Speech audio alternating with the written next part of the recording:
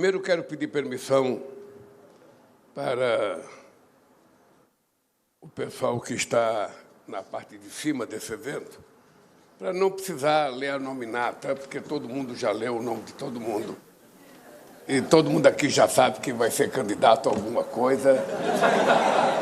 E segundo, também eu não vou ler o meu discurso. Porque toda vez que eu trago um discurso por escrito, e tem muita gente que fala na minha frente, a tendência natural é as pessoas falarem por parte do que está escrito. O discurso do Barreirinha, sabe, disse quase tudo que nós precisaríamos saber. O discurso dos dois relatores disse quase tudo que a gente precisava saber. E o discurso do Haddad disse o que o Brasil precisava saber. Então, pergunto eu, depois da fala, sabe, muito curta do Alckmin, o que fazer? Bem, agradecer. Agradecer o momento histórico que nós estamos vivendo. Não é um momento qualquer. Eu só queria lembrar a esse país que quando nós tomamos posse a primeira vez em 2003, eu fiz um discurso muito singelo, porque normalmente as pessoas esperam um discurso agressivo das pessoas que falam que vão prender todo mundo, que vai prender tudo que é corrupto, que vai prender tudo, não se dá conta, que vai... Eu disse apenas o seguinte: se quando terminar o meu mandato, todo brasileiro e toda brasileira estiver tomando café, almoçando e jantando, eu já terei realizado a obra da minha vida. Bem, dito isso, nós conseguimos acabar com a fome em 2014, reconhecido pela FAO, e quando voltamos em 2023, nós tínhamos voltado a ter 33 milhões de pessoas passando fome outra vez. E conseguimos este ano, antes de completar 3 anos de governo, a ONU retirar o Brasil outra vez do mapa da fome. Então nós conseguimos uma proeza de tirar uma coisa muito ruim, porque quem é nordestino sabe o que era a fome.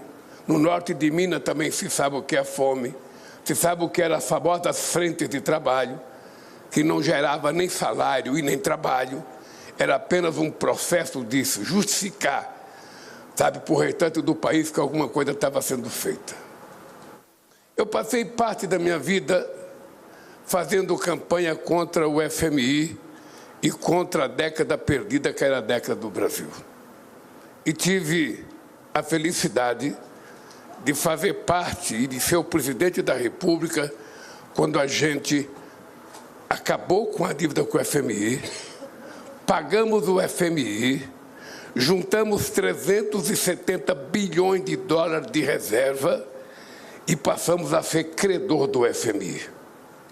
Agora, nós voltamos ao governo e eu dizia claramente o seguinte: esse país precisa garantir à sua sociedade algumas coisas que são sagradas para que uns confiem nos outros. Primeiro, a gente tem que apresentar a essa sociedade estabilidade jurídica.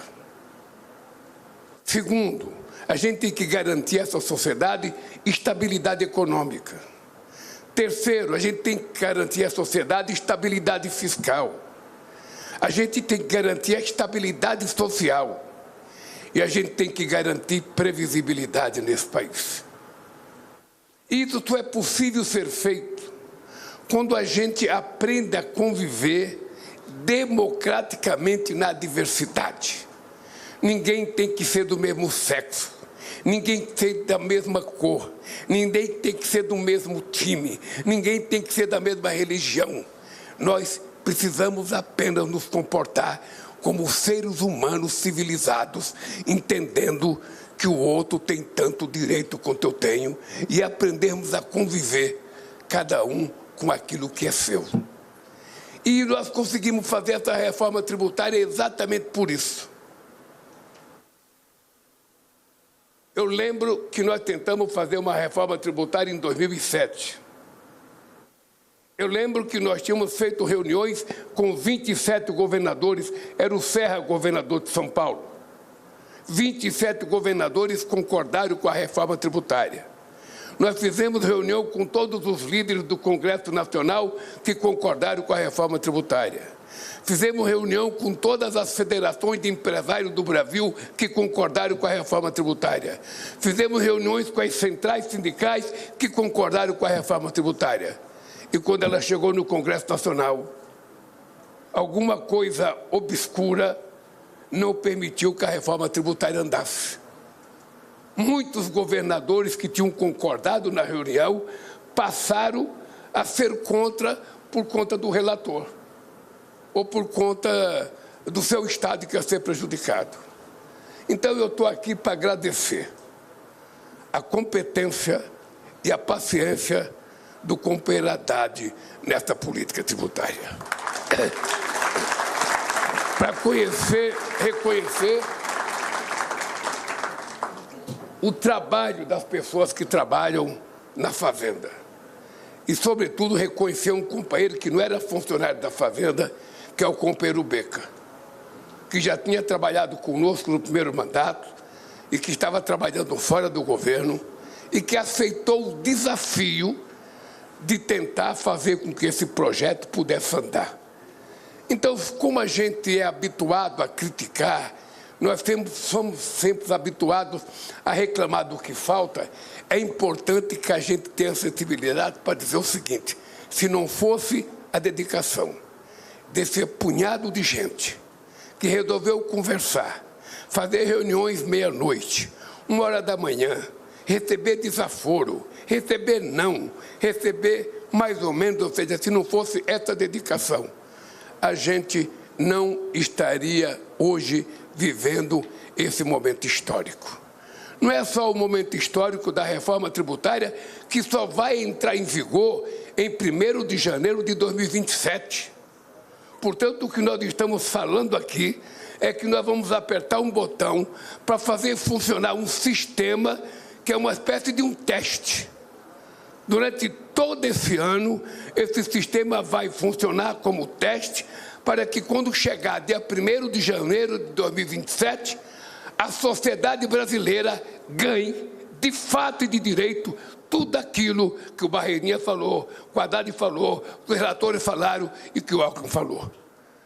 A coisa que vai ganhar agora é que, a partir desse mês, na mudança do imposto de renda, quem ganha até R$5.000 não vai pagar mais de imposto de renda nesse país. Essa é a conquista do dia de hoje.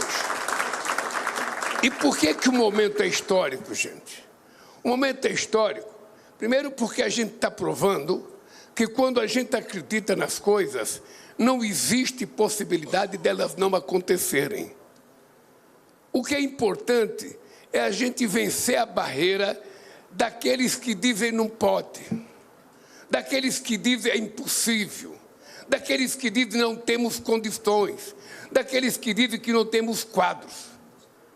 Quem visitar o sistema montado pelo CEP sabe que pode ter igual, mas melhor. É muito difícil que tenha um sistema melhor do que esse montado por brasileiros para brasileiros, por mulheres e homens desse país.